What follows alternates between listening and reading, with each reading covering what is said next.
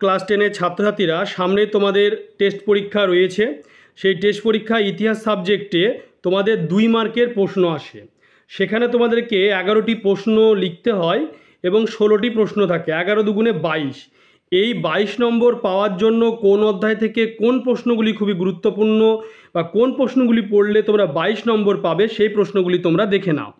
প্রথমে দেখতে পাচ্ছ 2025 মাধ্যমিক ইতিহাস 2 মার্কের প্রশ্ন। এখানে ফার্স্ট যে কোশ্চেনটি রয়েছে, এক দাগে, বাংলার নারী শিক্ষা বিস্তারে রাধাকান্ত দেবের ভূমিকা বিশ্লেষণ করো।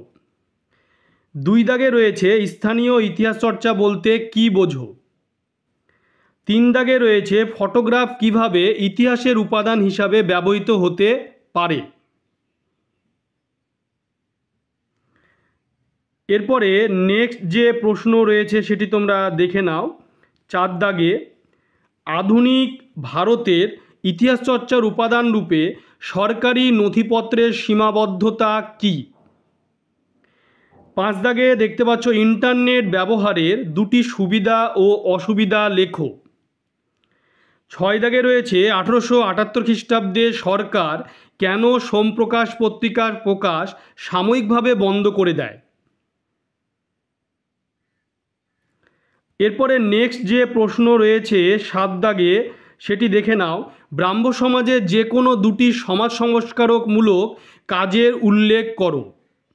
8 দাগে রয়েছে ভারতের আধুনিক শিক্ষা ব্যবস্থা প্রসারের ক্ষেত্রে চার্লস উডের 2টি সুপারিশ উল্লেখ করো। 9 দাগে রয়েছে বাংলা ছাপাখানার বিকাশে লাইনোটাইপ প্রবর্তনের গুরুত্ব কী। এরপরে 10 দাগে রয়েছে, দেখে নাও, যে চৌরি চৌরা ঘটনাটি কী। 11 দাগে রয়েছে রশিদ আলী দিবস কেন পালিত হয়েছিল।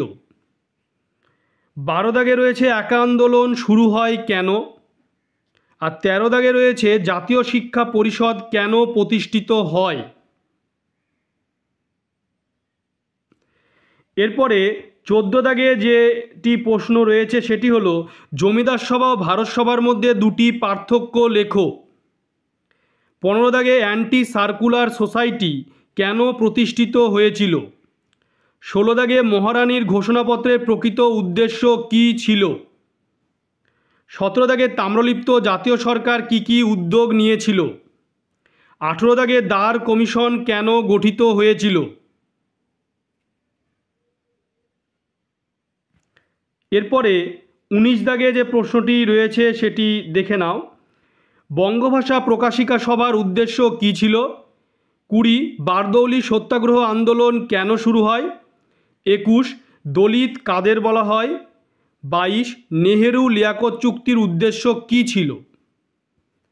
23 বাংলা সাংস্কৃতিক জীবনে ছাপাখানার বিকাশের প্রভাব কতটা।